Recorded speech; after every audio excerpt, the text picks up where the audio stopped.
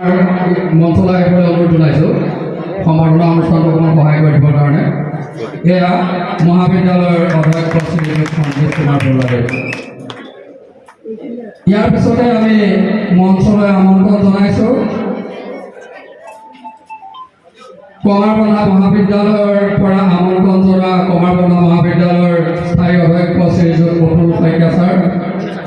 অতুল শইকীয়া ছাৰক মই মঞ্চলৈ আমন্ত্ৰণ জনাইছোঁ আৰু তেখেতক এখনি ফুলাম গামোচাৰে সম্বৰ্ধনা জনাব আমাৰ মহাবিদ্যালয়ৰ অসমীয়া বিভাগৰ সহকাৰী অধ্যাপিকা নৱনীতা শইকীয়া।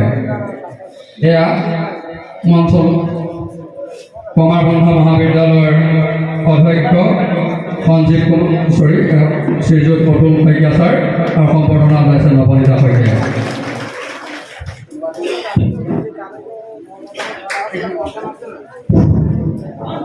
ইয়াৰ পিছতে মই মঞ্চলৈ আমন্ত্ৰণ জনাব বিচাৰিছোঁ আমাৰ মহাবিদ্যালয়ৰ কাৰ্য পৰিচালনা সমিতিৰ নৱনিয়োজিত সভাপতি শ্ৰদ্ধাৰ শ্ৰীযুত দেৱেন বুদৈ ডাঙৰীয়াক।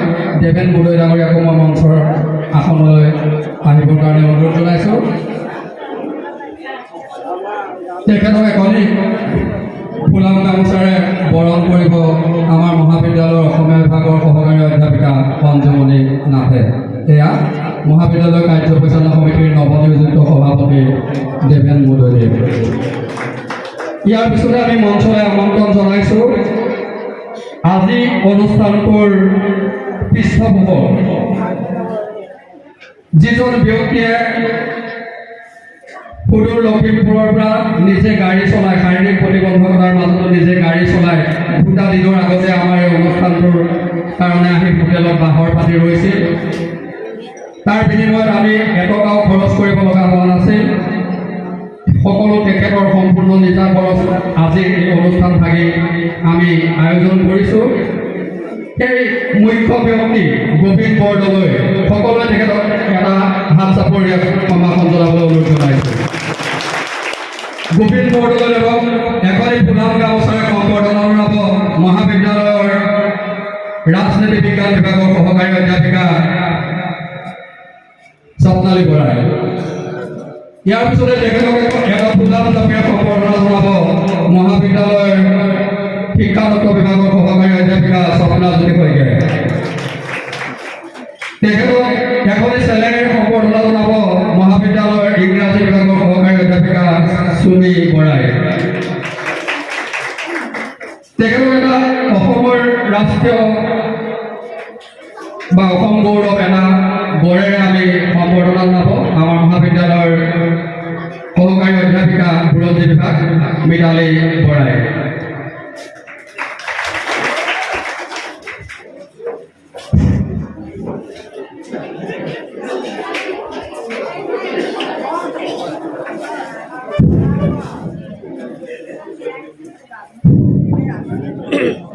তেখেতৰ পৰা এটা প্ৰস্তাৱ আহিছে যে মঞ্চত যিকেইজন ব্যক্তি আছে আমাৰ মহাবিদ্যালয়ৰ অধ্যক্ষ মহোদয়, কমাৰবন্ধা মহাবিদ্যালয়ৰ অধ্যক্ষ মহোদয় আৰু আমাৰ মহাবিদ্যালয়ৰ কাৰ্য পৰিচালনা সমিতিৰ সভাপতি তেখেতৰ জি বৰদলৈ এণ্টাৰপ্ৰাইজৰ তৰফৰ পৰা তেখেতে সম্বৰ্ধনা জনাব। মা অনুষ্ঠানৰ তৰফৰ পৰা মই তেখেতক সম্বৰ্ধনা জনাবৰ কাৰণে অনুৰোধ জনাইছোঁ। তেখেতে নিজে জনাব।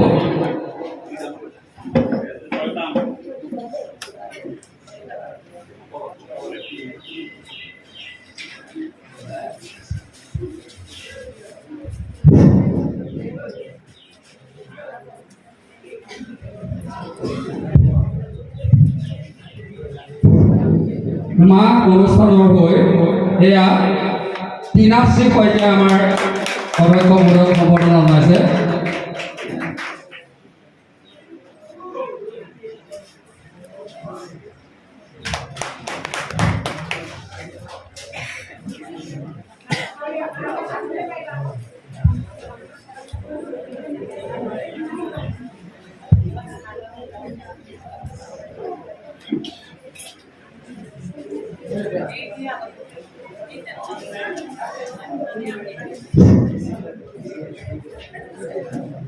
এবাৰ মা অনুষ্ঠানৰ হৈ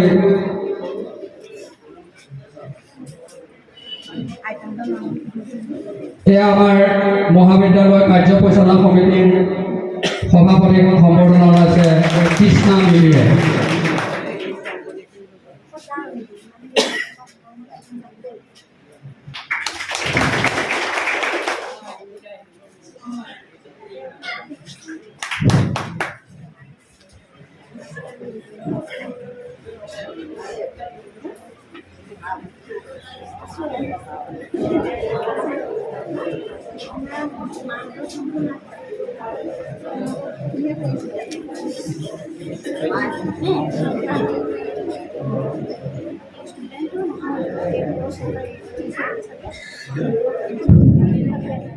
মঞ্চত আসন গ্ৰহণ কৰি থকা কমাৰবন্ধা মহাবিদ্যালয়ৰ অধ্যক্ষকে সম্বৰ্ধনা জনাইছে মা অনুষ্ঠানৰ সৈতে নাচে সৈতে।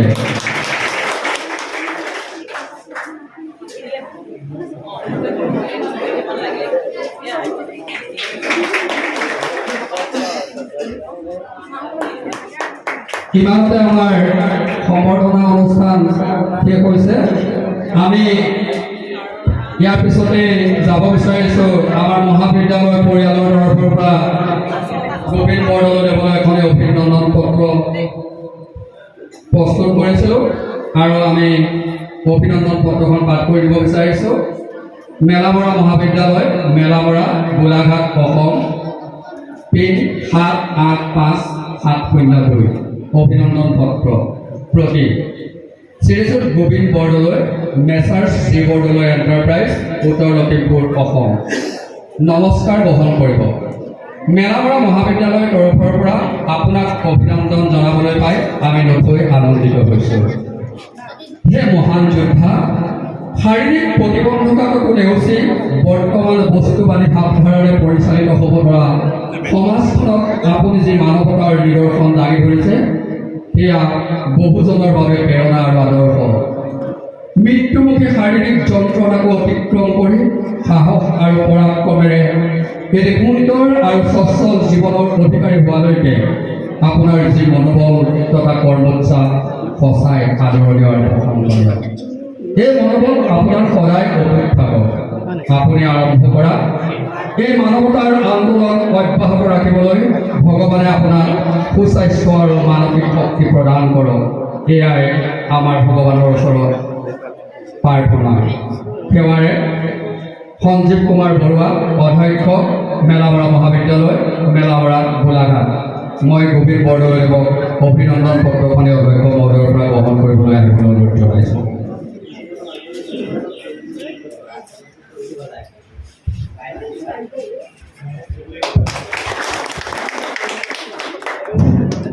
ইয়াৰ পিছতে চমুকৈ আদৰণি ভাষণ প্ৰদান কৰিবৰ কাৰণে আমাৰ অধ্যক্ষ মহোদয়ক অনুৰোধ জনাইছোঁ।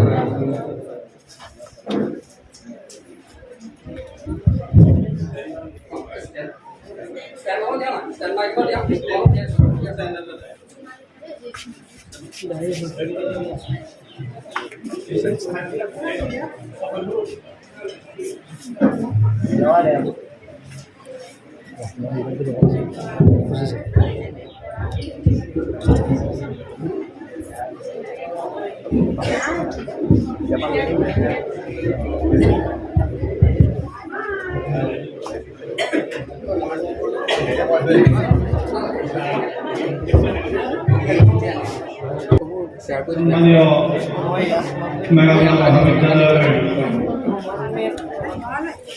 পৰিচালনা সমিতিৰ নৱনিযুক্ত সভাপতি শ্ৰীযুত দেৱেন মুদৈ ডাঙৰীয়া, মোৰ বন্ধুবৰ কমাৰবন্ধা মহাবিদ্যালয়ৰ সন্মানীয় অধ্যক্ষ শ্ৰীযুত অতুল শইকীয়া ডাঙৰীয়া, আজি এই অনুষ্ঠানৰ পৃষ্ঠপোষক সদায় গোবিন্দ বৰদলৈ ডাঙৰীয়া, সভাত উপস্থিত আমন্ত্ৰিত সন্মানীয় অতিথিসকল,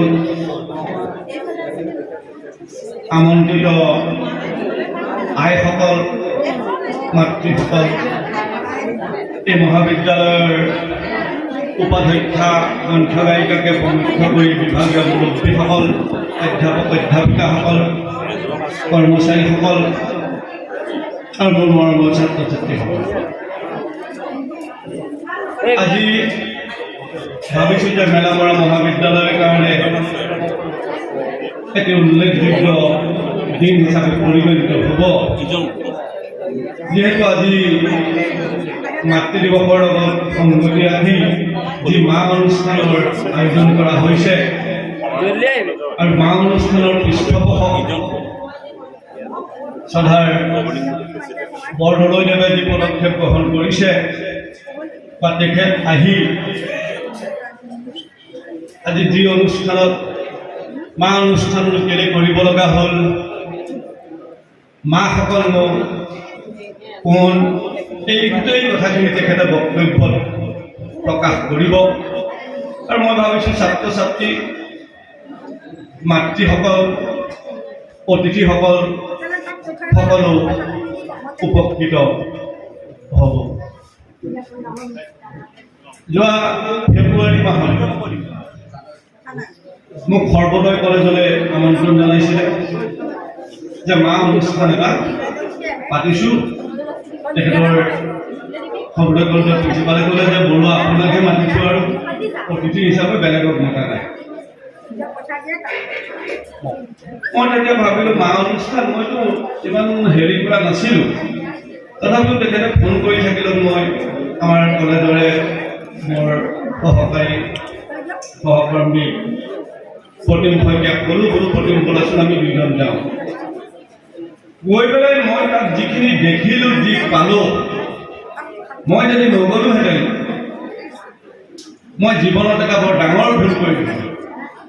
সেইদিনাই মই তাৰ পৰা যিখিনি পালোঁ, সেই পোৱাখিনিকে সেইদিনাই বাটত আহোঁতে প্ৰতিমে মই পাতি আহিছিলোঁ যে আমাৰ মহাবিদ্যালয়লৈকো এই অনুষ্ঠানটো আমি আমন্ত্ৰণ কৰিম, অন্ততঃ ছাত্ৰ ছাত্ৰীসকল যথেষ্ট উপকৃত হ'ব।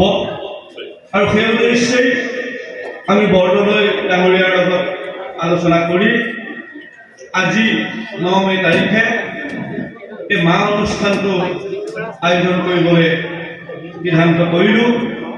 ইতিমধ্যে বৰদলৈ ডাঙৰীয়াইও আমাক যথেষ্ট সঁহাৰি প্ৰদান কৰি আমাৰ মাজত উপস্থিত থাকিব পাৰিম বুলি আমাক কথা দিলে। সেয়ে আজি আমাৰ এই মহাবিদ্যালয়ত মা অনুষ্ঠানটোৰ আয়োজন কৰা হৈছে। আৰু অনুষ্ঠানটোত আমি আৰম্ভণিহে কৰি দিলোঁ। গোটেই অনুষ্ঠানটোৰ বিষয়ে আমাৰ বৰদলৈ ডাঙৰীয়াই তেখেতৰ বক্তব্যত সকলো আপোনালোকক খুব সুন্দৰভাৱে ক'ব। গতিকে মই সকলোলৈকে পুনৰ শ্ৰদ্ধা আৰু সেৱা জনাই বৰদলৈ ডাঙৰীয়াৰ প্ৰতি কৃতজ্ঞতা জনাই উদ্বোধনী ভাষণ সমাপ্তি কৰিলোঁ। ধন্যবাদ।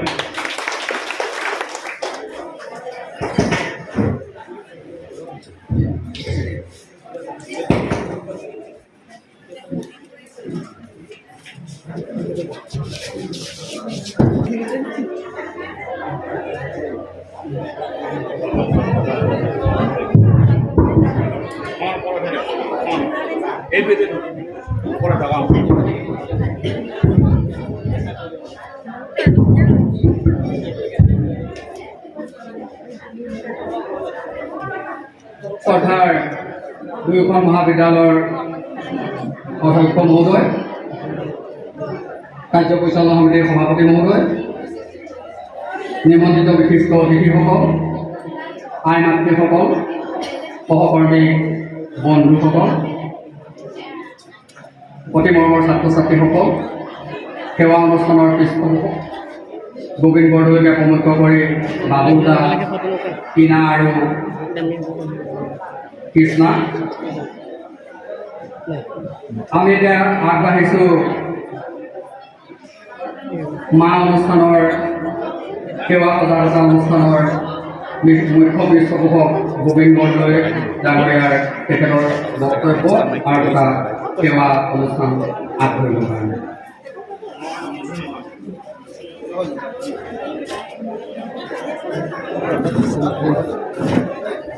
প্ৰকাশ হৈ দিব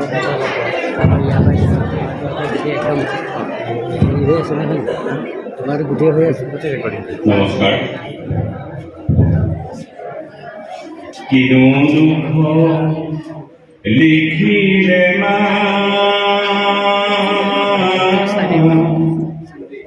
ও মা তোমাৰ কপালে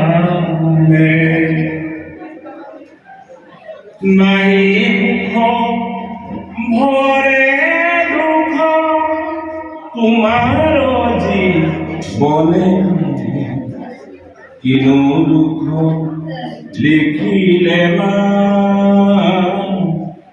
ও মা তোমাৰ কপালে মই কোনো গীতিকাৰ সুৰকাৰ নহয় এই গীতটো মোৰ ডাঙৰ ককাইদেউ কৃষ্ণ বৰদলৈ থিয়েটাৰৰ অভিনেতা আছে এই অনুষ্ঠানৰ কাৰণে সি লিখিছে আৰু মোৰ জীয়ৰী এই অনুষ্ঠানত এই গীতটোৱে কণ্ঠ নিগৰাইছে কালৰ সোঁতে সকলো মোৰ হেৰুৱাই লৈ গ'ল এতিয়া মোৰ জীয়ৰীয়ে এই গীতটো কণ্ঠ নিগৰাবলৈ নাহে 2020 চনত আগষ্ট মাহৰ 27 তাৰিখে গুৱাহাটী এক্সেল কেয়াৰ হস্পিটেলত মোৰ পৰিবাৰৰ হাৰ্ট অপাৰেশ্যন কৰিছিলোঁ যাওঁতে তেওঁ নিজেই গাড়ী চলাই গৈছিল তেওঁ খুব গাড়ী চলোৱাৰ চখ আছিল কিন্তু অপাৰেশ্যন থিয়েটাৰৰ ভিতৰতে তেওঁ নাইকিয়া হৈ গ'ল তাৰপিছতেই আমি তিনিজন ককাই ভাই মই সৰু সিহঁত দুটা ডাঙৰ একেটা মাহতেই মিছেছ ঢুকোৱাৰ পিছতে একেটা মাহতেই দুইজন দাদাৰ কভিড হৈ সিহঁতো পৃথিৱীৰ প্ৰাণ ত্যাগ গ'ল তেতিয়াৰ পৰাই মোৰ পৰিবাৰ এতিয়া সৌ বেনাৰত প্ৰতীক কৰি থলো সেয়ে মই আওৰাইছোঁ ৰাইজ বুলিলে হেনো ৰজা জ্ঞাতি বুলিলেই গংগা ভকত বুলিলেই কেৱল ঈশ্বৰ আজিৰ সভাত মাতৃ ভাবিছোঁ মই আপোনালোকেই মোৰ ঈশ্বৰৰ ঈশ্বৰ মঞ্চত উপবিষ্ট এই মহাবিদ্যালয়ৰ অধ্যক্ষ মহোদয় কমাৰবন্ধা মহাবিদ্যালয়ৰ অধ্যক্ষ মহোদয় আৰু এই মহাবিদ্যালয়ৰ গভৰ্ণিং বডিৰ সভাপতি মহোদয় সকলোলৈকে মোৰ শ্ৰদ্ধা জনাই শিক্ষাৰ্থীসকলক মৰম জনাই আজি এই অনুষ্ঠানৰ মধ্যমণি পিতৃ মাতৃসকলক সেৱা জনাই মোৰ অন্তৰৰ কেইটামান মই অনুভৱ ক'বলৈ ওলাইছোঁ আজি ইয়ালৈ আহি মোৰ পোনেই এটা কথা বৰ ভাল লাগিলে মই এগৰাকী বাইদেউক সুধিয়েই পেলালোঁ মনত পৰিলে ডক্টৰ ভূপেন হাজৰিকাদেৱে গাইছিলে যে চিৰবিদুন জ্ঞান তোমাৰ সেউজী পৰিৱেশ আজি মই সেউজী পৰিৱেশৰ মাজত আকৌ শুভ্ৰতা দেখিছোঁ মই বাইদেউক আমি সুধিয়েই পেলালোঁ বাইদেউ আপোনালোকক সেউজীয়া দেখিছোঁ কিয় ক'লে নহয় আমি মহাবিদ্যালয়ৰ সকলো ষ্টাফ গতিকে আমি কিবা অনুষ্ঠান হ'লে এনে হৈ আহোঁ মোৰ তেতিয়া ভূপেন হাজৰিকাদেৱৰ এই কথাষাৰ গীতষাৰ মনলৈ আহিছে আৰু মই ভাবিছোঁ পুনত শুৱগা চৰাইছে সেউজী পৰিৱেশৰ মাজত আকৌ শুভ্ৰতা সকলোৱে বগা চাদৰ কৰি খুব ভাল লাগিছে ভিতৰুৱা অঞ্চলৰ এই মহাবিদ্যালয়খনলৈ প্ৰতিম ছাৰে সদায় মোৰ লগত যোগাযোগ কৰিছে প্ৰত্যেকটো মুহূৰ্তৰ খবৰ ৰাখিছে অধ্যক্ষ মহোদয়ে খবৰ ৰাখিছে কেতিয়া মই ক'ত পাইছোঁহি কেনেকৈ পাইছোঁহি কাৰণ তেখেতলোকে জানে মই শাৰীৰিকভাৱে এজন অক্ষম মানুহ তথাপিতো তেখেতলোকৰ আশীৰ্বাদত আপোনালোকৰ চৰণ চাবলৈ আছিলে সেইকাৰণে এইখিনি আহি পালোহি এই অনুষ্ঠান মই কিয় কৰিছোঁ এই অনুষ্ঠান পতা মোৰ আজি 32 বছৰত হৈ দিলে এই অনুষ্ঠানটো মই এইটো কাৰণে কৰিছোঁ যে সৰু কালত মই যেতিয়া খুব সৰু আছিলোঁ তেতিয়া আমাৰ ঘৰত 6টা ল'ৰা ছোৱালী দেউতা পেছাত চাইকেল মিস্ত্ৰী চাইকেল দোকানী নহয় কিন্তু চাইকেল মিস্ত্ৰী মেৰামতি কৰে আৰু মায়ে ঘৰে ঘৰে কাম কৰে আৰু তেতিয়াই মই অনুভৱ কৰিছিলোঁ যে মা দেউতাই সন্তান কেনেকৈ ডাঙৰ কৰে গাঁৱতো চাইছিলোঁ মা দেউতাই সন্তানক কিমান মৰম কৰে। অলপ ডাঙৰ হৈ এটা কথা পাইছিলোঁ, দেৱতাসকলৰ মাজত কাজিয়া লাগে, বোলে মইহে শ্ৰেষ্ঠ, ইজনে বোলে মই শ্ৰেষ্ঠ, ইজনে বোলে মই শ্ৰেষ্ঠ। বিচাৰ কৰি ভগৱন্তৰ ওচৰ পালেগে। ভগৱন্তই ক'লে যে কালিলৈ ৰাতিপুৱা গংগা স্নান কৰি ৰাজসভালৈ আহিবা, তেতিয়া মই তোমালোকক ক'ম যে কোন শ্ৰেষ্ঠ। সকলো দেৱতা, নাৰদে ঢেঁকী ল'লে, দুৰ্গাই বাঘ ল'লে, চবৰে নিজৰ বাহন লৈ গংগা পাৰ পালেগে। তাত গৈ তেওঁলোকে হাঁহিছে যে হাতীটো আহিব নোৱাৰে, তেওঁ বাহন নিগনি, সি আজি গা নোধোৱাকে কি কৰে। সকলোৱে গা স্নান কৰিলে, কৰি আহি ৰাজসভাত বহিলে। হাতী তাতে গণেশদেৱ বহি আছে, সকলোৱে ফুচুকা ফুচুকি কৰি হাঁহিছে, এইটো লেতেৰাকৈ বহি আছে। বিচাৰ চৰে ভগৱন্তক সুধিলে যে প্ৰভু আমি শ্ৰেষ্ঠ কোন কওক। তেতিয়া ভগৱানে ক'লে যে শ্ৰেষ্ঠ দেৱতা হ'ল গণেশ। যে চবেই চব টকাৰ তেওঁতো ঘাই হোৱা নাই। তেতিয়া ভগৱন্তই কৈছিল যে কেৱল গণেশেই জানিছিল যে মাতৃ জীয়াই থাকিলে গংগা স্নান কৰিব নালাগে। আৰু সেয়ে গণেশে কি কৰিছিলে, পাৰ্বতীৰ কাষত 3 পাক মাৰি ৰাজসভাত বহি আছিল। সেয়ে তেওঁ শ্ৰেষ্ঠ দেৱতা হ'ল। তোমালোকে চাগে শিক্ষাৰ্থীসকলে জানা, বছৰৰ প্ৰথম যেতিয়া পূজা আৰম্ভ হয়, প্ৰথম গণেশ পূজা হয়। তেনে এগৰাকী মাতৃক আমি বাৰু কেতিয়াবা নুবুজা হৈ গৈছো নেকি? মই নাভাবোঁ যে এইখন পৃথিৱীত এনে কলেজ, এনে ইউনিভাৰ্চিটি আছে যিজন অধ্যাপকে, যিজন অধ্যক্ষই মাতৃতকৈ সন্তানৰ কথা বেছিকৈ জানে। তেনে কোনো নাই। মাতৃয়ে সন্তানৰ কথা ইমান সুন্দৰভাৱে জানে। তোমালোকে শুনালো মই অকলে এটা কাৰণে বিচাৰোঁ, আজিৰ ল'ৰা কালিলৈ দেউতা আৰু আজিৰ ছোৱালী কালিলৈ মাক। আমি এনে কাম কৰিব লাগে, আমি এনে কাম কৰি যোৱাটো প্ৰয়োজন বুলি মই অনুভৱ কৰোঁ যে আজি যদি 100 টকা এটা বেংকত আমি জমা কৰোঁ, সেই 100 টকাটো 10 বছৰৰ মূৰত উলিয়ালে হয়তো আমি 180 টকা পাম, মানে সুদসহ পাম। আমি এনে অপকৰ্ম নকৰোঁ যি অপকৰ্মৰ দ্বাৰা আজি ল'ৰা হৈ উদ্ভণ্ডালি কৰিছোঁ, ছোৱালী হৈ নাযাব লগা ৰাস্তাত গৈছোঁ, কালিলৈ সুদসহ মাতৃ হোৱাৰ পিছত, সুদসহ পিতৃ হোৱাৰ পিছত যাতে আমি সেই কষ্টখিনি লভিব লগা নহয়। আমি আচলতে কলৈ দৌৰিছোঁ, কলৈ ভগৱান হৈছোঁ, মা দেউতাক পাহৰি। মই কেনেকৈ পাইছিলোঁ মাক? মায়ে ঘৰে ঘৰে কাম কৰে। মই আকৌ সৰুতে ভাবিছিলোঁ, একেবাৰে সঁচা, মই কোনো ইয়াত নতুনকৈ ক'ব লগা কথা একো নাই, মোৰ অন্তৰৰ কথা কৈছোঁ। মই সৰুতেই ভাবিছিলোঁ আমাৰ মা গাঁও অঞ্চলবিলাকত বহুত ভাল পায়, কিয়নো গাঁৱত কাৰো দূৰৰ গাঁৱত যদি সকাম থাকে, বিয়া এখন থাকে, কাকো নামাতিও আমাৰ মাক নামাতে। তেতিয়া মই ভাবিছিলোঁ আমাৰ মাক কম প্ৰিয়নে ৰাইজৰ। সেইকাৰণে মই মাক আকৌ সদায়, মোৰ ডেটটো সদায় মনত থাকে, ক'ত কেতিয়া সকাম আছে। মই মাক মনত পেলাই দিওঁ, মা আজি আমুকত আচলতে নাযাওঁ নেকি? আচলতে উদ্দেশ্যটো মোৰ বেলেগ। মা গ'লে ঘূৰি আহোঁতে কিবা লৈ আহে, খাবলৈ পাওঁ, সেই আশাতেই কওঁ। মা যায় আৰু মই মাক যাবলৈ বহুত কৰোঁ, কিন্তু মায়ে মোক নিনিয়ে। এদিন আমাৰ পিছফালে হাৰহিল বুলি এখন নদী আছে, নদীখনৰ সিপাৰে সাপতীয়া বুলি এখন গাঁও আছে, তাত ভোজ পাতিছে। মায়ে মোক সেইদিনা লৈ গ'ল। মাৰ পিছে পিছে গৈছোঁ দৌৰি, আৰু গৈ কামকৈ এটা বস্তু লক্ষ্য কৰিছিলোঁ যে ৰভাৰ তলত ৰাইজে সকাম কৰি আছে, মায়ে কিন্তু কামত লাগি আছে। মই মাক কাণে কাণে কোনোবা সময়ত কওঁ, অ' মা তই নবহকিলে অকণমান, তোক সকামলৈ মাতিছে, তই আকৌ কাম কৰি আছ যে। মায়ে একো নকয়। উপায় নাপায় মই মাকো সহায় কৰি আছোঁ। এটা সময়ত ৰাইজে ভোজ ভাত খালে সকাম ভগাৰ পাছত, কিন্তু মায়ে কিন্তু নাই খোৱা। মোক কিন্তু এজন মানুহে কৈছিলে, ঐ ল'ৰা সেই কিনাৰতে বহি খাগে যা। মই কিন্তু মায়ে নাই খোৱাৰ কাৰণে খোৱা নাছিলোঁ। আৰু এটা সময়ত আমি ভাত পানী খালোঁ, খাই আমি গুচি আহিলোঁ। সন্ধিয়া সময় হৈছে, সাঁকো এডাল পাৰ হ'ব লগা আছে, সেইকাৰণে ঘৰ খোজাই আহিছোঁ। মই সাঁতুৰিব জানো, মায়ে নাজানে। যি কি নহওক, আগতে মই মাক সুধি আহিছোঁ, অ' মা তই সকামত বুলি কিয় নবহ? মায়ে উত্তৰ নিদিয়ে, কিবা কিবি কৈ আহিছে। অ' মা চবেই ভাত খোৱাৰ পিছত আমি কিয় ভাত খাইছিলোঁ? অ' মা আমি ৰভাৰ তলত নাখাই নেমু জোপাৰ কাষত কিয় খাইছিলোঁ? অ' মা যেতিয়া ঘৰলৈ আনিবলৈ ভাত খুজিছিলি, গৃহস্থই যেতিয়া ৰান্ধনীক ভাত দিবলৈ কৈছিলে, ৰান্ধনীজনে তোক কিয় সুধিছিলে তোৰ ল'ৰা ছোৱালী কেইটা? তই কৈছিলি 6টা। তেতিয়া কিয় কৈছিলে ভেকাহি পাৰি আৰু কেইটামান তোক দেতা?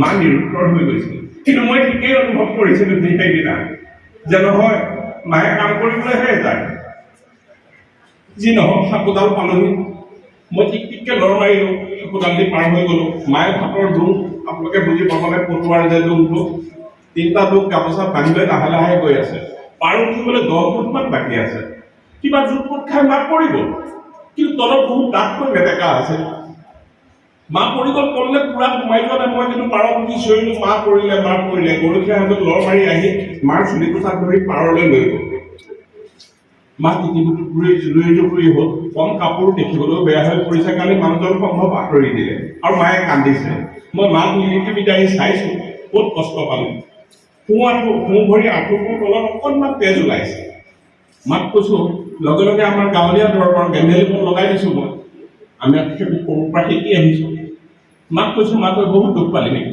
মায়ে তেতিয়া কৈছিলে নহয় বোপাই মোক দুখ পোৱা নাই কিন্তু ভাতখিনি যে দিছিলে সিহঁতকেইটাক কি কোৱাম বুলি তেতিয়া মই মাক কৈছিলোঁ কেতিয়া ভাবিবি মা নিজৰ কথা আৰু অনুভৱ কৰিছিলোঁ যে পৃথিৱীৰ প্ৰত্যেকগৰাকী মাতৃয়ে যদি মোৰ মাৰ দৰে নাইকিয়া হয় টকা পইচা নাইকিয়া হয় প্ৰত্যেকজন সন্তানৰ কাৰণে মায়ে সিমানেই কষ্ট কৰিব কিন্তু ডাঙৰ হৈ কিয় আমি নুবুজা হৈ আহোঁ এই বুঢ়ীজনী একো নাজানে এই বুঢ়াটোৱে একো নাজানে আচলতে মায়ে দেউতাই সকলো জানে মই যে ঘৰৰ পৰা টকা 10টা চুৰ কৰিছোঁ মায়ে জানে লাজতে নকয় ল'ৰাটোৱে কষ্ট পাব মনত দুখ পাবহি মা দেউতাই নজনা কথা একো নাই কিন্তু আমি ডাঙৰ হ'লে নুবুজা হৈ আহোঁ মাক লৈ মোৰ বহুত কাহিনী এদিন এঘৰ মানুহলৈ ঠিক তেনেধৰণে সকামত গৈছোঁ ৰাতিপুৱা 8 বজাতে গৈছোঁ ঘৰত একো খাই যোৱা নাই মায়ে গৈ পাই ৰভাখনৰ ওচৰতে এটা নাদ আছে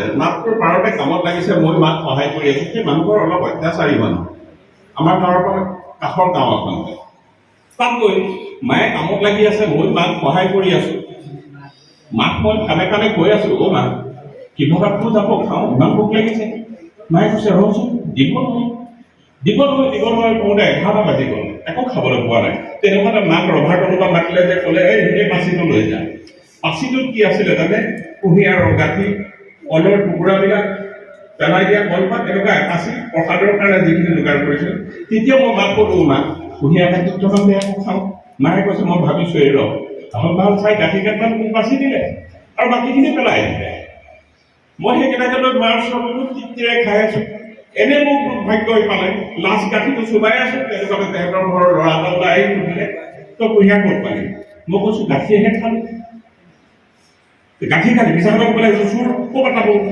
কুঁহিয়াৰ চুৰ কৰিলে মায়েও কৈছে হয় বোপাই মই গাঁঠি খালিছোঁ চাওঁ আৰু কোনা গাঁঠি মোৰ দেখিবলৈ হ'ব নাই কিন্তু গ'লেই জেগাডাল লৈ জেগাডাল লৈ মোক কোবাবলৈ লাগিলে কোবাইছে মানে বহুত কোবাইছে মোৰ এনেই চিকাচোনত থাকি চিৰাচিৰি হৈ গ'ল মায়ে কথা ক'লে যে মায়েও মাৰ খালে তেওঁলোকৰ ডাঙৰ ল'ৰাটোক মায়ে গৈ গোচৰ দিলে চাচোন দেৱ তাক কুঁহিয়াৰ গাঁঠিটো খাওঁতেই মাৰিছে তেওঁ আকৌ শান্ত মাত্ৰ দিলে এনেকুৱাকৈ পুতেৰে চুৰ কৰিছে কাৰণেহে মাৰিছে মৰি যোৱা নাই নহয় সেইদিনাৰ পৰা মাৰ লগত মই যলৈকে যাওঁ কেতিয়াও নুসুধাকৈ মানুহক পানীও খাবলৈ এৰিলোঁ কিজনী পাৰিব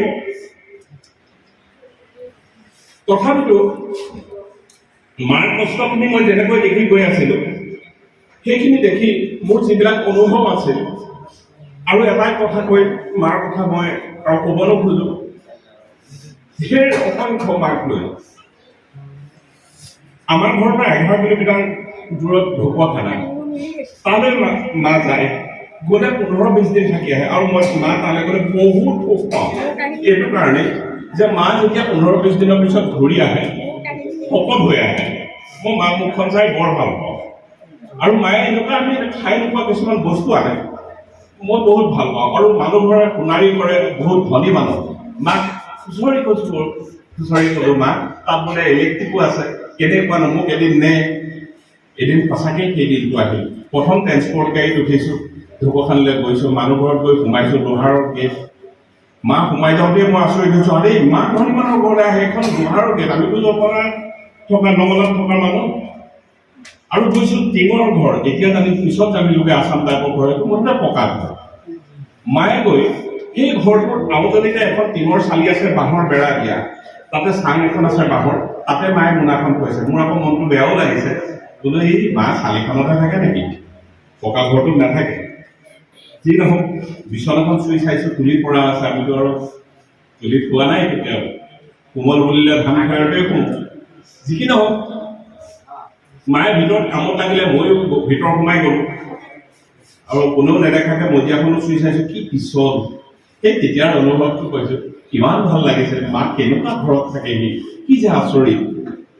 পিছবেলা মায়ে চোতালতে পাচলি কুটি আছে, বহুত মানুহে পাচলি কুটিছে, ৰাতিলৈ ভোজ ভাত আছে মানুহ ঘৰত, সেইকাৰণেই মোক নিছে। এটা সময়ত মানুহ ঘৰৰ পৰা মোক এগিলাচ গাখীৰ আৰু এটা বইল ডিম দিলে। মইতো আচৰিত হৈ গ'লোঁ। মাৰ কাষলৈ গ'লোঁ,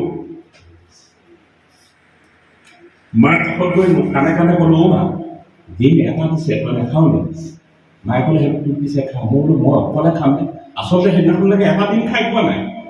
ডিম এটা হ'লে চিট চিট কৰে, ঘৰত 8টা মানুহৰ 2টা ডিমে আঞ্জাখন হয়। খালোঁ, যি নহওক গধূলিলে সকাম হ'ল, পেট পুৰাই খালোঁ। মায়ে মোক খুৱাই দিলে, মন শুই গ'লোঁ। ৰাতি ঠিক 1:30 বাজিছে, আঘোণ মাহ। মই সাৰ পালোঁ, দেখিছোঁ কাষত মা নাই। মই নতুন পৰিৱেশ চিঞৰিবলৈ বেয়া পাইছোঁ। বাহিৰত এটা শব্দ শুনিলোঁ, এটা লাইট জ্বলি আছে, দৰজাখন খোলা আছে, বাঁহৰ দৰজাখন খুলি বাহিৰলৈ মই ওলাই গৈ এটা দৃশ্য দেখিলোঁ। দৃশ্যটো দেখি মাকটো সেই কয় যে সেই মানুহঘৰত বহুত মৰম কৰে, মাটো সেইকাৰণে শকত হয়। মোক দৃশ্যটো দেখি মাক মোৰ চিঞৰি চিঞৰি ক'বলৈ মন গৈছিল, মা তই যে বহুত মৰম কৰে, এয়াই মৰম নহয়। কিয় জানে, যেতিয়া পৃথিৱী শুই গৈছিল, মায়ে ৰাতি 1:30 বজাত অকলে অকলে চাদৰখনে সেই ঠাণ্ডাত লৈ গোটেই সকামৰ বাচনখিনি ধুই আছে। কি মা মানে কিবা আচৰিত হ'ব পাৰে। মই সেইদিনা অনুভৱ কৰি কেনেকুৱা আচৰিত মা, ইমান কষ্ট কৰে সন্তানৰ কাৰণে, আমাৰ এইটো যোগাৰ কৰি দি নিজে ক'ব মই খালো, সহজ নোখোৱাকেই লগতে বহি থাকে। দেউতাও কম নহয়, দেউতা মানে কেৱল দেউতা। দেউতাই গোটেই জীৱনটো আমাক দি গৈছে। দেউতাই কাহানিও ঘূৰাই নিবিচাৰে।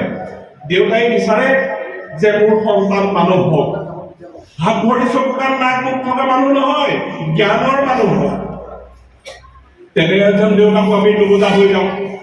দেউতাকো ফাঁকি মৰা আমি আৰম্ভ কৰোঁ, মাক ফাঁকি মৰা আৰম্ভ কৰোঁ। আচলতে আমি কলৈ ভাৱবান হৈছোঁ। মা দেউতাক যদি আমি নুবুজো, তেতিয়াহ'লে জীৱনত কোনো কাৰণতে এইটো কাৰ্য হ'ব নোৱাৰোঁ। মোৰ যেতিয়া দুৰ্ঘটনা হ'ল 90 চনত, তেতিয়া মাৰ গাঁঠি গাঁঠি বিষ হ'ল।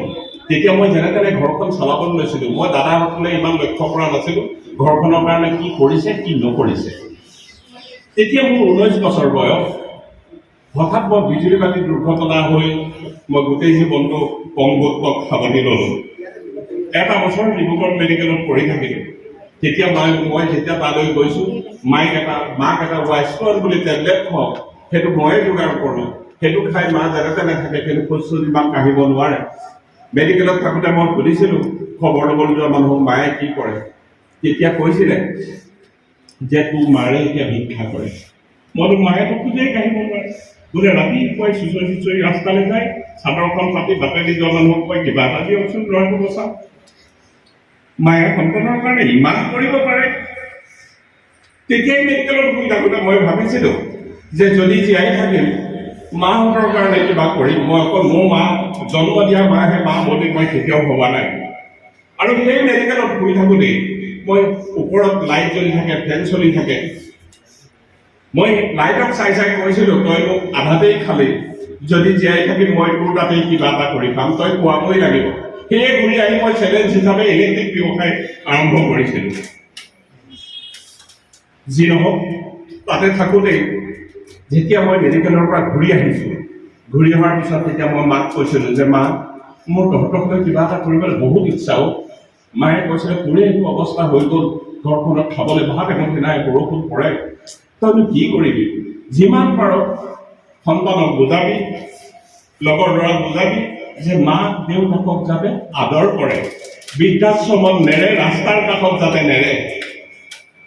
সেয়ে মই 1991 চনতে 3গৰাকী মাতৃক গাঁৱতে নিমন্ত্ৰণ কৰি সেৱা লৈছিলোঁ আৰু মই মাক তেতিয়াই কৈছিলোঁ, মা মই কৰ্ম ভাল পাওঁ, কৰিবগৈ পাৰোঁ নোৱাৰোঁ নাজানো, মই খোজেই কাঢ়িব নোৱাৰা হ'লোঁ, কিন্তু কাহানিও তোক কথা দিছোঁ মা, মই ক'তো 1 টকা কাহানিও সাহায্য আৰু মই চান্দা নলওঁ, পাৰিম কৰিম, নোৱাৰিম নকৰিম। সেয়ে আজি 32টা বছৰে মই 1999 চনলৈকে মই প্ৰতি বছৰত কৰি 2000 চনৰ পৰা মই এই অনুষ্ঠান প্ৰতি মাহত কৰিবলৈ আৰম্ভ কৰিলোঁ আৰু তেতিয়াই মই বাহিৰলৈ ওলাই আহিলোঁ, নহ'লে গাঁৱতেই সেই ওচৰ চুবুৰীয়া মাতিয়ে কৰি আছিলোঁ আৰু আজি এই 32টা বছৰে মই নিজা খৰচৰে এই অনুষ্ঠান কৰি আহি আছোঁ। কাহানিও মই কাৰোবাৰ চান্দা আৰু সাহায্য লোৱা নাই, যদিও নাই লোৱা। এটা কথা অকপতেই স্বীকাৰ কৰিব লাগিব, আজিকালি অলপ বেলেগ হৈছে কথাটো, যে আপোনালোকৰ আশীৰ্বাদত মোৰ ভাগ্য বুলি ভাবিছোঁ যে কোনো জেগাত গৈ আজিতো ইমান ভাগ্যৱান যে মই সম্বৰ্ধনা পাইছোঁ। এনেকুৱাও জেগাবোৰ বহুত আছে যে অনুষ্ঠান কৰিবলৈ গৈ, এবাৰ এটা অনুষ্ঠান কৰিবলৈ গৈ তাত কেতিয়াবা এই অনুষ্ঠানলৈ ডাঙৰ মানুহ আহে। যোৱা মাহত মই গুৱাহাটী, এই যোৱা 30 তাৰিখে গুৱাহাটী SP দেওৰা কলেজ মহাবিদ্যালয়ত গৈছিলোঁ, তাত DGP আহিছিল, ADGP হীৰেণ নাথ, আমাৰ অসমৰ সত্তা অমৰজ্যোতি চৌধুৰী ছাৰ, এই তেনেকৈ আহিলে কেতিয়াবা লগত চিকিউৰিটি আহে।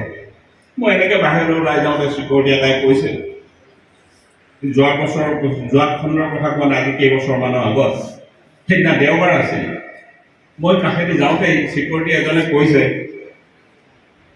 যে দেওবাৰেও ডিউটি কৰিবলগীয়া হৈছে, এই লেঙেৰাটোৰ পৰা ৰক্ষা নাই। মই জানো মই লেঙেৰা, কিন্তু মোৰতো এখন হৃদয় আছে নকলেওতো চলে। কিন্তু পিছ মুহূৰ্তত ভাবোঁ যে মই শাৰীৰিকভাৱে অক্ষম, তেওঁ হয়তো মানসিকভাৱে অক্ষম, মই কিয় ৰ'ম? মই যামেই আগুৱাই, মই পুনৰ মোৰ খোজ আৰম্ভ কৰোঁ।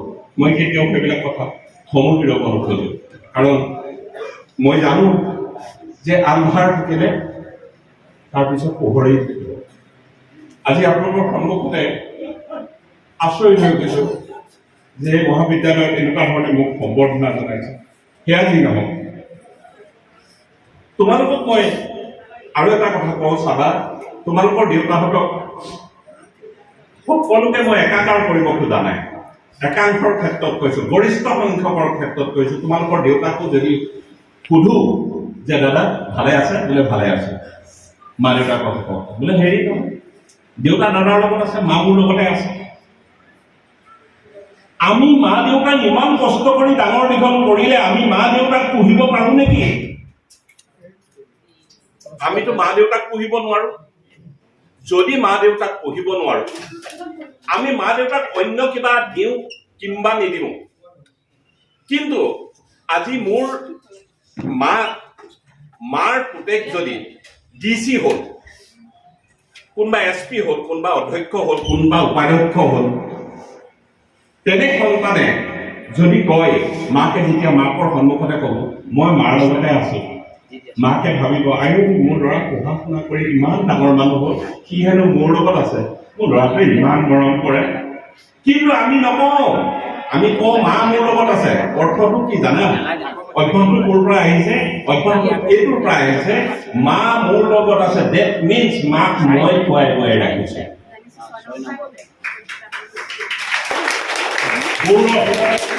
গৌৰৱ, মাক মই খুৱাই খুৱাই ৰাখিছো। আৰু দাদাৰ লগত দেউতা আছে, দেউতাক দাদাই খুৱাইছে। আকৌ কেতিয়াবা পিছলাই পেলাই এইটোও ক'ব, দাদাৰ লগত থাকে প্ৰায় মোৰ তাত থাকে, তাৰমানে মই দেউতাকো খুৱাই থাকো। গৌৰৱ, এই কোনো দিব নোৱাৰো মা দেউতা। এইটো পুৰা ভাল মাছ মাংসৰ কাৰণে কত পিতৃ মাতৃয়ে হাবা কৰি আছে, দিবলৈ সময় নাই। কিন্তু তেনেকুৱা মাছ কুকুৰক খুৱাই, ঘৰত পোহা কুকুৰটোক খুৱাই। আৰু যেতিয়া সেই মাতৃ ঢুকাব, সেই পিতৃ ঢুকাব, সন্তানে টাউনৰ পৰা যাব। আজিকালি চাব, গাঁও অঞ্চলত ইমান হোৱা নাই, চহৰততো বহুত হৈ গৈছে, যে কাজত মানুহ নাযায়, তাত হৰি নাম চলে। মৃতকৰ আত্মাৰ সদ্গতিৰ কাৰণে তাত হৰি নাম চলে। এইবোৰ আৰু কোনে শুনি থাকে? ডাঙৰ পিতেক আহিছে, টকা পইচাৰে ধনী মানুহ, গাঁৱৰ পৰা আহিছে, কোনদিনা যাব জানে? জ্ঞাতনী ভোজৰ দিনা। কাৰণ জ্ঞাতনী ভোজত সেইজন পুতেকে যিজন পুতেকে মাক দেউতাক জীয়াই থাকোঁতে মাছ মাংস খুৱাবলৈ পইচাই নুজুৰিলে, গৌৰৱ কৰিবলৈ আহে, 4 কুইণ্টেল মাছ অৰ্ডাৰ দিছোঁ, আহিব দেই পৰা। আৰু সকলো আহিব খানা বনাই খাবলৈ। কেলে জানে? শইকীয়াৰ মাক মৰি বল, গোটেই সপৰিয়ালে গৈ খাম। গৌৰৱ কি লাভ আছে? পিতৃ মাতৃ জীয়াই থাকোঁতে যদি আমি কোনেও একো এটা ভালদৰে চাব নোৱাৰিলো, খাব নোৱাৰিলো, ক'ব নোৱাৰিলো।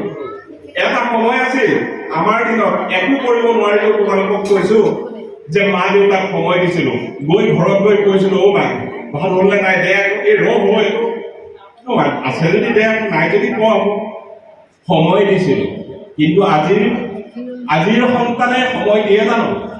এতিয়া কি কৰে? ঘৰলৈ গৈ পোৱাৰ লগে লগে বেগটো খুলি থৈ ভিতৰ সোমাই অন্তৰ দুৱাৰখন লক কৰে আৰু বাহিৰৰ দুৱাৰখনো লক কৰি মোবাইলত বিজি হৈ যায়। মাক ৰৈ আছিলে হেঁপাহেৰে যে ল'ৰাটো আহিব, ছোৱালীজনী আহিব, একেলগে বহি এমুঠি খাম। তাই আমুকটো বস্তু খাই ভাল পায়, খাবলৈ লৈও থৈ দিয়ে, তাই আহিলে খাম। তাই খাই ভাল পায়, সি খাই ভাল পায়, কিন্তু সন্তানৰ সময় নাই। সুধিলে ক'ব ভাত নাখাওঁ নেকি? মই লগৰজনীৰ লগত খাই আহিছোঁ, চাওমিন খাই আহিছোঁ। সেই সময়কণো নাই। এতিয়া যেন মাক নালাগে মোবাইল লাগে, মাক নালাগে মটৰ বাইকখন লাগে, আৰু মাক নালাগে মদৰ বটলটো লাগে। কাৰণ জুবিনৰ প্ৰগ্ৰেম আছে, তাত জঁপিয়াই জঁপিয়াই নাচিব লাগিব, বিহু নৃত্য কৰিব লাগিব, জুই নৃত্য কৰিব লাগিব, আৰু সমাজখন অশান্তি কৰি পেলাব। আচলতে কলৈ গৈছো? এটা অকৰা ল'ৰাক সুধি চাবা, সি কাহানিও চাইকেলো চলাব জনা নাই, একো চলাব জনা নাই। তাক সুধি চাবাচোন যে মানে এই মটৰচাইকেল কেনেকে চলায়? সি একো নাজানিলেও এটা ক'ব যে এইডাল বেছি পকাই দিলে বেছি চলিব। তেতিয়াহ'লে এইডাল যে খুব পকাই চলাৰ বোতামকেইটা খুলি দৌৰিছো, আচলতে কি বুজাইছো? তাৰমানে আমি এইটো দেখুৱাইছো নেকি যে মই কিমান জোৰত চলাব পাৰোঁ চা? কিন্তু জানানে, তেনেকুৱাকে জোৰত চলাই গৈ যেতিয়া খাচকে পৰি পেলাই ঘটনা এটা হ'ব, তুমিতো গুচি যাবা পৃথিৱী এৰি। কিন্তু সেই মাৰ বুকুত, সেই দেউতাৰ বুকুত যেন কোনোবাই কুঠাৰেৰে আঘাত কৰিলে, ইমান আঘাত দিবলৈ আমি শান্তি পাওঁ? নিজলৈ নাভাবো, মা দেউতাক লৈ পেলাই ভাবো যি আমাক এই পৃথিৱীখন দেখুৱালে, সেই মাক সেই দেউতাক লৈ পেলাই আমি কিয় অলপ নাভাবো? মই মোৰ জীৱনত বিশ্বাস কৰোঁ, এনেই ক'ব লাগে কাৰণে কোৱা নাই, 100% বিশ্বাস কৰোঁ। 91 চনত 325 টকাত মোৰ জাকেট এটা বিক্ৰী কৰি মই ব্যৱসায় আৰম্ভ কৰিছিলোঁ। আজিৰ তাৰিখত কি কৈছিলোঁ? ছাৰসকলে মোক কৈছে যে ইয়াৰ পিছত এটা অনুষ্ঠান কৰিব লাগিব, তোমালোকক কওঁ। কিন্তু তেতিয়াৰ পৰা মই বিশ্বাস কৰোঁ যে এই পিতৃ মাতৃৰ শ্ৰীচৰণতে সকলো আছে, আৰু ইয়াৰ পৰাই মই সকলো পাম, আৰু মই পাইছোঁ। এতিয়ালৈকে যিমানখিনি কৰিব পাৰিছোঁ সেয়া মোৰ বিশ্বাস। মই মঠ মন্দিৰ মই আগতে খুব অভিনয় কৰোঁ সৰুতে, কিন্তু খুহুতীয়া অভিনয়বিলাক কৰোঁ, মোৰ ভাল লাগে, নাম গাইছিলোঁ। কিন্তু যেতিয়া মোৰ দুৰ্ঘটনা হ'ল, জোতাযোৰ য'ত থৈছোঁ তাৰ পৰা মই এটা খোজো যাব নোৱাৰোঁ। আৰু 1991 চনৰ পৰা 90 চনত দুৰ্ঘটনা হৈছে। 91 চনৰ পৰা যেতিয়া খোজ কাঢ়িবলৈ শিকিছোঁ, তেতিয়াৰ পৰা আজিলৈকে এনে এটা খোজ দি পোৱা নাই যিটো খোজত মোৰ ভৰি নিবিষায়। প্ৰত্যেকটো খোজতে মই দুখ পাওঁ, কিন্তু কেতিয়াবা ভৰিটোক এনেকেও কওঁ, তই ভৰি বিষাইছ বিষাই থাক, মই কিন্তু মোৰ কাম আছে, মই যাবই লাগে। এনেকে এটা সাহস লৈ পেলাই মই আগুৱাব খোজো। আৰু গৈ গৈ মই হয়গ্ৰীৱ মন্দিৰ গৈছিলোঁ। মোৰ ইচ্ছা যে হয়গ্ৰীৱ মন্দিৰ চোতালৰ পৰা গৈ চাম। মইতো মন্দিৰত সোমাব নোৱাৰো, কাৰণ মই জোতা খুলিব নোৱাৰো। হ'লেও কাপোৰৰ নতুন জোতা এযোৰ লৈ গৈছিলোঁ। হয়গ্ৰীৱ মন্দিৰলৈ বহুত ফুৰিব লাগে। মই কমিটিক গৈ অনুৰোধ কৰিলোঁ যে মই জোতাযোৰে মই চোতালখনলৈকে যাওঁ, দূৰৰ পৰা দেখিম মন্দিৰটো, তেওঁলোকে নিদিলে। শেহতীয়াকৈ আলোচনা কৰোঁতে কৰোঁতে আবেলি হৈ গ'ল। মই লখিমপুৰৰ পৰা গৈছোঁ, নাই পৰা। মোৰ পৰিবাৰ আছিল, মোৰ ল'ৰা ছোৱালীকেইটা, সিহঁতে গৈ চাইছেগে, সিহঁতেও দুখ কৰিছে যে দেউতা তুমি যাব নোৱাৰা। মইতো মই কৰি আছোঁ, কথা পাতি আছোঁ। শেষত গৈ বেলি পৰৰ অৱস্থাত তেওঁলোকৰ সভাপতি এডিচনেল এছপি এজনে ফোনেৰে ক'লে যে আপুনি জোতা খুলি যাব নোৱাৰে, সেইটো আপোনাৰ সমস্যা, কিন্তু আমাৰ মন্দিৰত আমি চাবলৈ দিব নোৱাৰোঁ। আৰু সেইদিনাই মই ভাবিছিলোঁ যে ফিজিকেল হেণ্ডিকেপ মানুহৰ কাৰণে মন্দিৰ নহয়, তালৈহে যাবলৈ নিদিয়ে। কিন্তু ভাগ্যৰ চকৰি আৰু জীৱনত যত মঠ মন্দিৰ গীৰ্জা আছে, সকলো যে পিতৃ মাতৃৰ চৰণত আছে, সেয়াটো কোনেও বাধা কৰিব নোৱাৰে। সেয়ে মই আৰু ভাবি ল'লো যে মই পিতৃ মাতৃৰ চৰণত মই কিয় সেৱা ল'ব নোৱাৰো। আজি কিছুৱে কয় যে আপোনাৰ পইচা আছে পাতিছে, বিশ্বাস কৰা ইমান মোৰ পইচা বেছি হোৱা নাই যে মই অনুষ্ঠান পাতি কৰো, কিন্তু ইচ্ছা শক্তি থাকিলে সকলোৱে পাৰে ইচ্ছা শক্তি যাৰ থাকে। মই 20 দিন নিজৰ কাৰণে কৰো, নিজৰ মানে মোৰো এটা ডাঙৰ পৰিয়াল আছে কম আপোনালোকক, কিন্তু 10 দিন মই মাতৃসকলৰ কাৰণে কৰো। এতিয়া যোৱা পৰহিয়ে আহিলো এই অনুষ্ঠান কৰি, তাৰ আগৰ 7 দিনত মই যিমান পঢ়িছো কি কৰিছো সেয়া মাতৃসকলৰ কাৰণে। মাতৃসকলক কিবা দি মই বহুতে কয় যে মাতৃসকলক আমুক দিয়ে তামুক দিয়ে, মই সেইটো নিদিওঁ। মই মাতৃসকলক ক্ষুদ্ৰতম কিবা এটা দি সেৱাটো লৈ ভাল পাওঁ। সেয়া মোৰ সহায় নহয়, সেয়া মোৰ অন্তৰত থকা কিবা এটা ভাৱ। আৰু তোমালোককো দেখুৱাব খোজো কিয় ল'ব নোৱাৰা। আৰু মই মোৰ ডাঙৰ পৰিয়াল এটা আছে বুলি কৈছো, সেই পৰিয়ালনো কোন? এনেকে কলেজত কৰিছো, কলেজত তোমালোককো মই এতিয়া অনুৰোধ কৰিছো যে তোমালোকক মই এৰি দিওঁ নিদিওঁ নাজানো, কিন্তু তোমালোকক মই হাত জোৰ কৰি অনুৰোধ কৰিছো যে মোক তোমালোকে এৰি নিদিবা, তোমালোকৰ মাজত মোক জীয়াই থাকিবলৈ দিয়া। কাৰণ এটা ঠিক বুজিবা, আজিৰ সন্তানৰ কথা তোমালোকে জানা যে যেতিয়া সন্তানে বিয়া পাতিব, বহুতৰ ক্ষেত্ৰত দেখো যে তেওঁলোকৰ নিজৰ জীৱন লৈ পেলাই তেওঁলোক আগুৱাই গুচি যাব। পিতৃ মাতৃ লাহে লাহে লাহে লাহে এলাগী হৈ আহিব। পিতৃ মাতৃ খুব প্ৰয়োজন কেতিয়া জানা? যেতিয়া মাৰ চাদৰ আঁচলত ধৰি থাকো, যেতিয়া অলপ ডাঙৰ হৈ নিজে যাব পৰা হলো, মা দেউতাক মুখকে যাবলৈ ললো, স্কুল যাবলৈ ললো, নানানটা কথা শিকিবলৈ ললো, লাহে লাহে লাহে লাহে ঘটিব পৰা হ'ল। তেতিয়া বৰকে প্ৰয়োজন নাথাকে, কিন্তু অলপ প্ৰয়োজন থাকে। কিন্তু তেতিয়ালৈকে বেছি প্ৰয়োজন থাকে যেতিয়ালৈকে মা দেউতাক পইচাৰ প্ৰয়োজন হৈ থাকে, মা দেউতাৰ পৰা ল'ব লগা। সেইখিনি সময়ত আমাৰ মা দেউতালৈ আগ্ৰহটো বেছি সময় অন্য টাইমত দিব নোৱাৰিলেও মাক এটা সময়তো আমি দিওঁৱেই জৰুৰ। মাক কালে টকা 500 দিবি না, দেউতাক কনা কেলেও মোৰ একদম বিৰাট ডাঙৰ দৰকাৰ জানানে। সেই সময়ত যদি আমি আৰু এদিন ভাবো যে আজি সিদিনা পইচা খোজোতে 15 মিনিট খৰচ কৰিছিলো, আজি এনেই 15 মিনিট মাৰ ওচৰত বহিছো, মা তো আজিকালি কেনেকুৱা পাই আছ, তই যে মাজতে খুব গাটো বেয়া বুলি কৈছিলি, এতিয়া তই ভালে পঢ়িবা। মা চাহ মই স্কুল যাওঁ, স্কুল পৰা তোৰ সৈতে বহিবলৈ সময়ে নাপাওঁ। মা তই সময়মতে খোৱা বোৱা কৰনে? মাও মা এই মাতটো শুনিবলৈ মাক বিলাক আজিকালি তৰ্পি থাকিব লাগে। কিয় হৈছে? কলৈ যাম? আচলতে ভাবাচোন কলৈ যাম? এই যে ধমধমীয়াৰ মাজত যে আমি দৌৰি ফুৰিছো, আচলতে আমি কলৈ যাম? মই তোমালোকৰ মাজত থাকিব বিচাৰো। কিয় জানা? যেতিয়া বিয়া পাতিব তেতিয়াতো মাক দেউতাকক অপ্ৰয়োজন হৈ যায়, আমনি হয়। এই বুঢ়ীজনী পুৱাৰ পৰা উঠি ৰাতিপুৱা 6টা বজাতে ক'ব এইকেইটা উঠা নাই, চোতাল নেখাৰৰ নেকি, ঘৰ নেখাৰৰ নেকি, অশান্তি। তুমি ভালকে কিবা এটা চিন্তা কৰা, টাউনলৈ যোৱাৰ ব্যৱস্থা কৰা। এটা সময়ত মাক দেউতাকক কিছু লোকৰ আকৌ প্ৰয়োজন হয়। কেতিয়া জানা? যদি কাম কৰা ছোৱালী নাথাকে, কেঁচুৱা ৰখীয়াৰ প্ৰয়োজন হয়, তেতিয়া কিন্তু মাক দেউতাক আকৌ বিচাৰে। ঠিক তেনেধৰণে মই কেনেকে কম যে মোৰ ল'ৰা ছোৱালী এহাল আছে, সিহঁতে মোক কালিলৈ চোৱা চিতা কৰিব।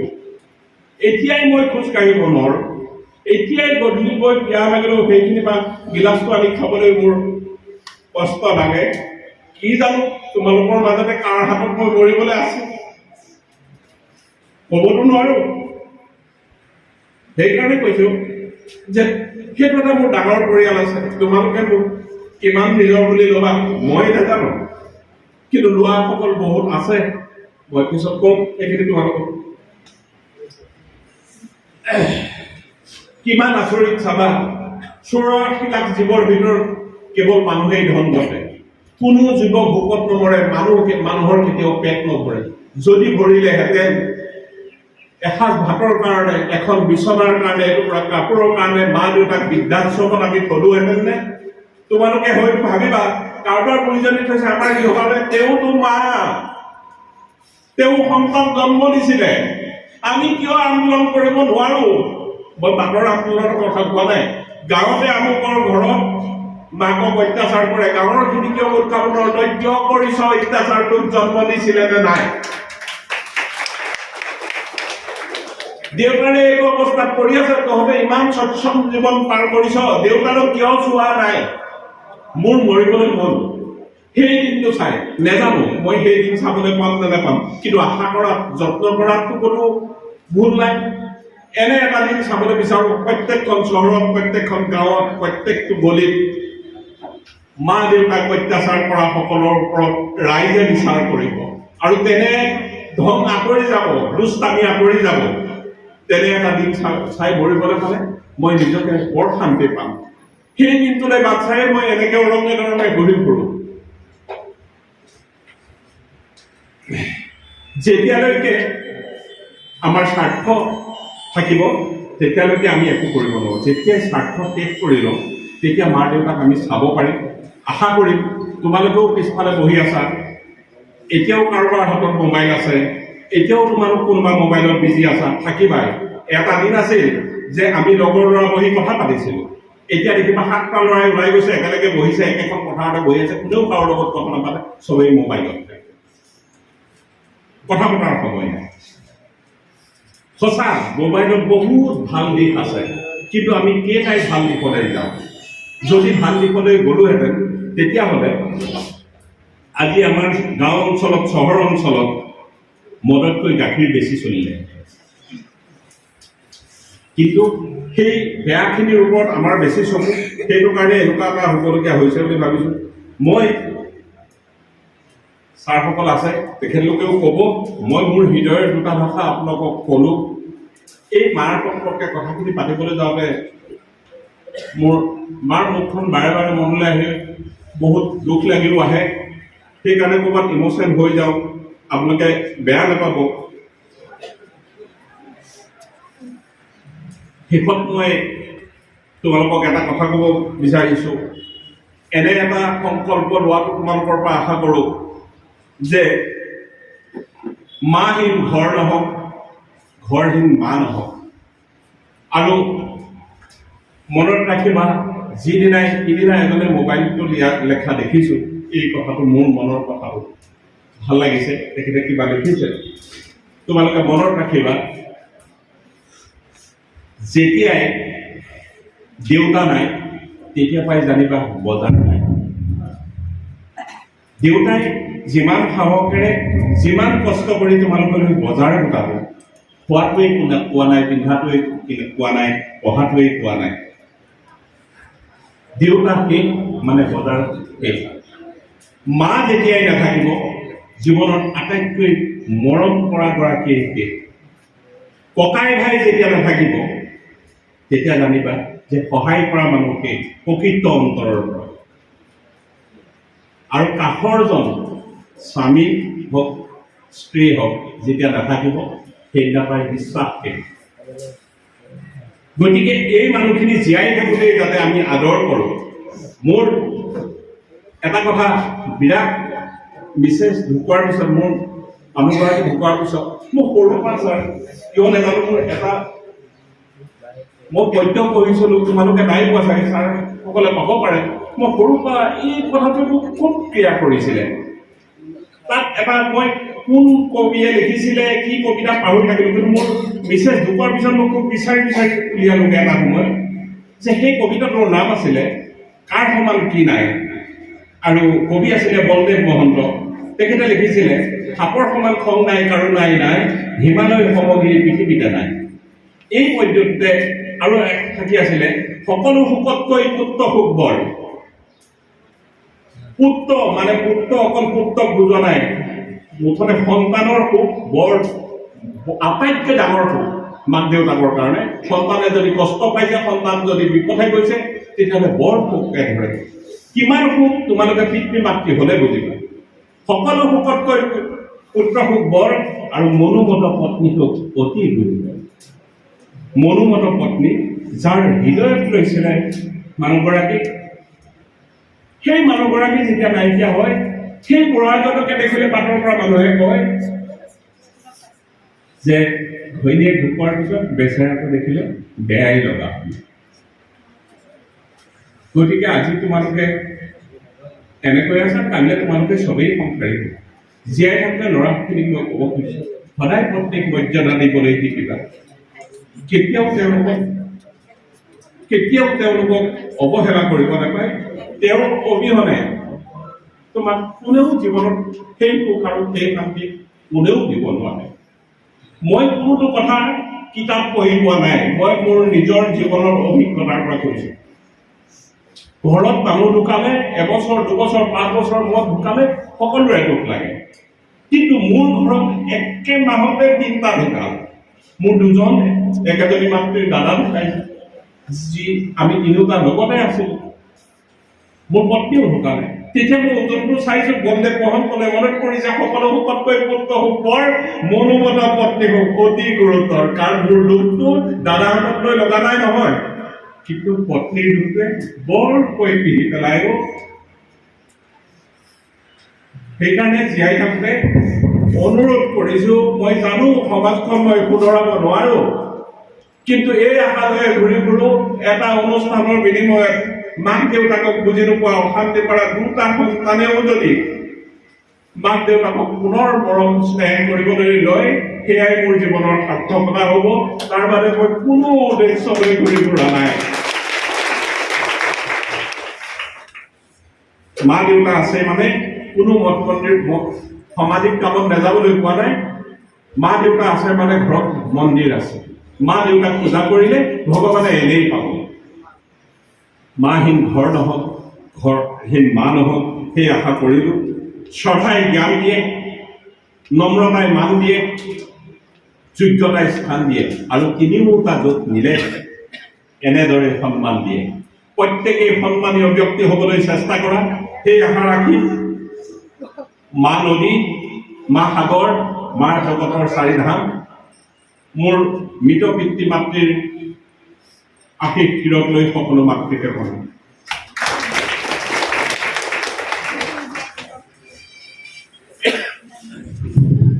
ধন্যবাদ বৰদলৈ। সকলো আৱেগিক হৈ গৈছে। আমাৰ অনুষ্ঠান চলি থাকিব। অনুষ্ঠানৰ মাজতে তেখেতে আই মাতৃসকলক সম্বৰ্ধনা জনাব। আপোনালোকক আমি জনাওঁ যে আমি আজি ইয়াত 54গৰাকী আই মাতৃক আমাৰ অঞ্চলটোৰ অকল মেলামৰাৰে নহয়, মেলামৰা, মৌখোৱা, কটীয়া পথাৰ, পকা গাঁও, নাথগাঁও, খাওঁতলি, বৰপথাৰ, বচা গাঁও আদি কৰি আৰু হাবিগাঁও, এই বৃহত্তৰ অঞ্চলৰ বয়োজ্যেষ্ঠ আই মাতৃসকলক এই অনুষ্ঠানটোলৈ আমন্ত্ৰণ জনাইছিলোঁ। তেখেতে এই সেৱা অনুষ্ঠান সম্বৰ্ধনা জনাই থাকিব। মই আমাৰ মহাবিদ্যালয়ৰ মহিলা শিক্ষকসকলক এটা অনুৰোধ জনাইছোঁ। তেখেত যিহেতু ফিজিকেল হেণ্ডিকেপ, আপোনালোকে কথাৰ পৰা গম পালে, অকলে তেখেতে সম্বৰ্ধনা জনাওঁতে কষ্ট অনুভৱ কৰে। যেতিয়া মই সৰ্বোদয় মহাবিদ্যালয়ত এই অনুষ্ঠানটো প্ৰত্যক্ষ কৰিছিলোঁ, তেখেতৰ ভাই বোৱাৰীক আহিছিলে, ভাই বোৱাৰীকে সহায় কৰি দিছিলে। তথাপিও তেখেতৰ লগত সহযোগী হৈ আজি 2জনী কণমানি ভণ্টি আহিছে। কালিৰ পৰা তেখেতৰ লগত ঘূৰি ফুৰিছোঁ। মই কণমানি 2জনীক আৰু তেখেতৰ বন্ধু আৰু তেখেতক প্ৰতিটো অনুষ্ঠানতে সং দিয়া ব্যক্তিজনকো এই আপাহতে আপোনালোকৰ লগত পৰিচয় কৰাই দিব বিচাৰিছোঁ। আৰু মহাবিদ্যালয়ৰ তৰফৰ পৰা তেওঁলোকক আমাৰ মৰম জনাব বিচাৰিছোঁ। মই 3ওকে মঞ্চলৈ আমন্ত্ৰণ জনাইছোঁ, বাবুল দা, বুবুল দা, টিনা আৰু কৃষ্ণা।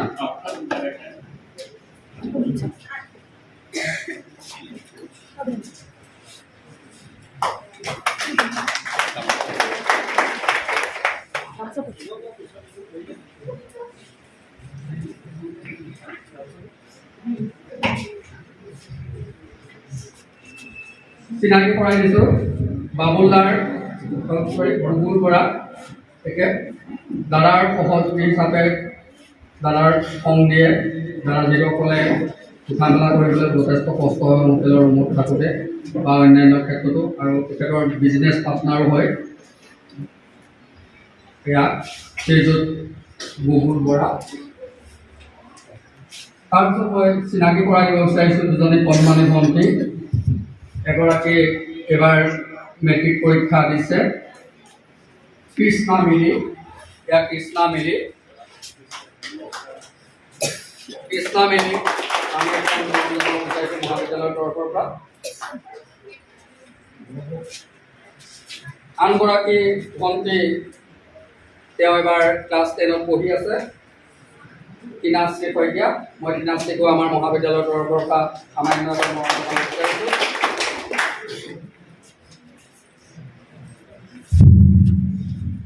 আপোনালোকক আৰু এটা কথা হয়তো দাদাই নক'লে কাৰণে কৈছোঁ।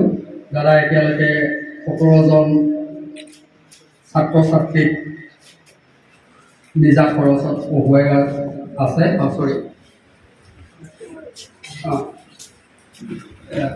আমাৰ ইয়াৰ পিছত এটা প্ৰগ্ৰেম হ'ব ছাত্ৰ ছাত্ৰীক লৈ স্কিল বেছ বুলি কোৱা হয়। কেনেকৈনো আমি অৰ্থনৈতিকভাৱে স্বাৱলম্বন হ'ব পাৰোঁ। তেখেত এজন শূন্যৰ পৰা আৰম্ভ কৰি এতিয়া এজন পুঁজিপতি হোৱালৈকে তেখেতৰ যি কৰ্মোৎসাহ কৰ্মোদ্যম সেই সম্পৰ্কত ছাত্ৰ ছাত্ৰীসকলৰ মাজত ইয়াৰ পিছত এই সভাৰ পিছত আমি এটা স্কিল ডেভেলপমেণ্ট মত বিনিময় অনুষ্ঠান পাতিছোঁ। ছাত্ৰ ছাত্ৰীক আমি কম সেই সময়ত তেখেতেও ক'ব। এয়া আমি সম্বৰ্ধনা জনাব বিচাৰিছোঁ বুবুল বৰালিক। সম্বৰ্ধনা জনাইছে অৰ্পণা হাজৰিকাই। মই গোবিন্দ বৰদলৈদেৱক সেৱা সম্বৰ্ধনা অনুষ্ঠান চলাই যাবলৈ অনুৰোধ জনাইছোঁ। এতিয়া মঞ্চলৈ আমন্ত্ৰণ জনাইছোঁ জোনালী দেৱী। এতিয়া তেওঁ গীত পৰিৱেশন কৰিব, যিহেতু আমি সকলো তেখেতৰ ভাষণ শুনি। ঠিক আছে। ইয়াৰ আগতেই তেখেতে সেৱা জনোৱাৰ আগতে তেখেতে আৰু এটি কথা আপোনালোকক অৱগত কৰিব বিচাৰিছে। মই তেখেতক অৱগত কৰিবলৈ অনুৰোধ জনালোঁ। মাতৃসকলক কথা এষাৰ কৈ ল'ব খুজিছোঁ। মই এই অনুষ্ঠানটোৰ নাম ৰাখিছোঁ সেৱা, সম্বৰ্ধনা নহয়, সেৱাহে। এই সেৱা অনুষ্ঠানলৈ সাধাৰণতে সেৱা আমি আগবাঢ়িয়ে কৰোঁ, কিন্তু মোৰ এইটো ভাগ্য, মই আখু ল'ব নোৱাৰোঁ। চাপৰি সেৱা কৰি ক'তো দুখ নধৰিব। এইখিনিতে এই অনুষ্ঠান যে ইয়াত কৰি গৈছোঁ, সেই হেঁপাহতে মহাবিদ্যালয়লৈ মা অনুষ্ঠানৰ এখনি মমেণ্ট মই অধ্যক্ষ মহোদয়ৰ হাতত দিব খুজিছোঁ।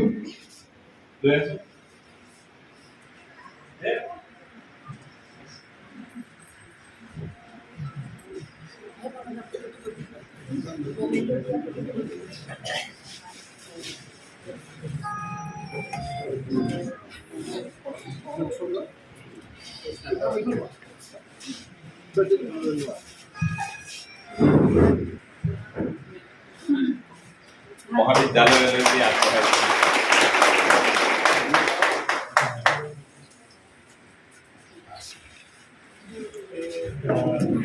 এইখিনিকে কৈ মই সেৱা অনুষ্ঠানলৈ আগবাঢ়িছোঁ আৰু বাকী অনুষ্ঠান চলাই। আন্তৰিক ধন্যবাদ জনাইছোঁ। এতিয়া আমি গীত শুনিম। মই জোনালী দেৱীক গীত পৰিৱেশন কৰিবলৈ মঞ্চলৈ আহিবলৈ অনুৰোধ জনাইছোঁ। আৰু আপোনালোক যথাস্থানত বহি থাকক, তাতেই তেখেতে সম্বৰ্ধনা জনাব। অনুষ্ঠানো চলি থাকিব, সেৱা অনুষ্ঠানো চলি থাকিব, দুয়োটাই চলি থাকিব। ছাত্ৰ ছাত্ৰীসকল, তোমালোকৰ প্ৰতি এটা বিনম্ৰ অনুৰোধ। আমি সকলোৱে ইয়াৰ এই অনুষ্ঠানৰ পিছত প্ৰীতিৰ এসাঁজ আমি আহাৰৰ ব্যৱস্থা কৰিছোঁ। সকলোৱে খাই যাবা আৰু খাই গুচি নাযাবা। তোমালোকক পুনৰবাৰ কৈছোঁ যে এটা স্কিল ডেভেলপমেণ্ট এটা কোৰ্চ হ'ব। আমি আই মাতৃসকলক আমাৰ ইয়ালৈ নিমন্ত্ৰণ জনোৱা আমাৰ বিশিষ্ট ব্যক্তিসকলক আমি আহাৰ গ্ৰহণৰ পিছত বিদায় দিম, কিন্তু ছাত্ৰ ছাত্ৰীসকলক লৈ আমাৰ অনুষ্ঠানটো আকৌ হ'ব। ছাত্ৰ ছাত্ৰীসকল কেতিয়াও গুচি নাযাবা, কোনো নাযাবা মহাবিদ্যালয়ৰ পৰা। জোনালী দেৱী সাজু হোৱাৰ প্ৰাক মুহূৰ্ততে মই আৰু এটা কথা আপোনালোকক জনাব থাকি গৈছে। আজি এই অনুষ্ঠানত তেখেতৰ সন্মতি সাপেক্ষে আমি মেলামৰা অঞ্চলৰ দুজন বয়োজ্যেষ্ঠ পিতৃকো নিমন্ত্ৰণ কৰিছিলোঁ। পিতৃও আছে দুগৰাকী, সেই দুগৰাকী পিতৃকো তেখেতে সম্বৰ্ধনা জনাব। এতিয়া মই জোনালী দেৱী গীতটো পৰিৱেশন কৰিবলৈ বিচাৰিছোঁ।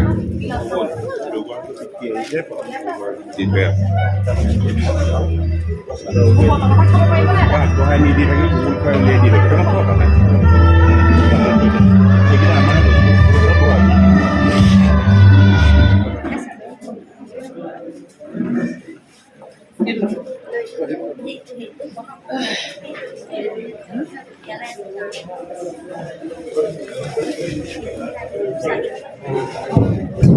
মহাবিদ্যালয়ৰ দুগৰাকী মানে তেখেতক অকণমান সহায় কৰি দিয়ক, মানুহখিনিক দেখাই দিব।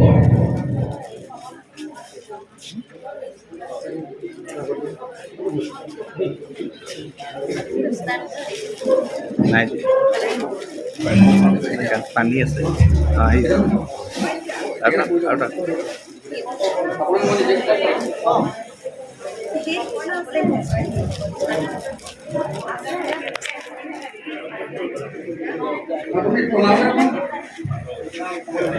মহাবিদ্যালয় আৰু এগৰাকীমান আহকচোন, অকণমান সহায় কৰি দিয়ক। হ'ব অৰ্পণা চাই দিবা।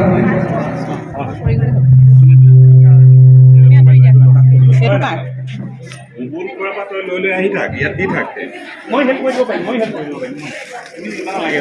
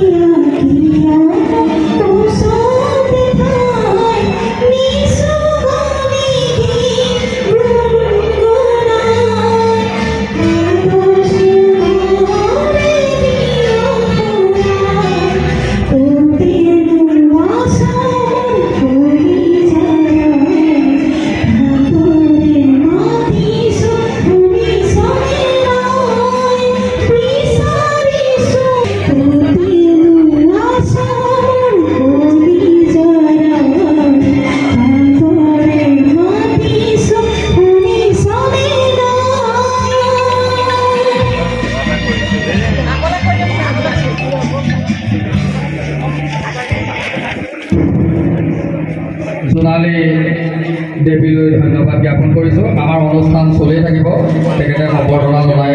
আৰু এটা মা সম্পৰ্কীয় গান আমি শুনাব বিচাৰিছোঁ। গানটো লিখক আমাৰ মহাবিদ্যালয়ৰ ৰাজনীতি বিজ্ঞান বিভাগৰ সহকাৰী অধ্যাপক লোহিত নাথ।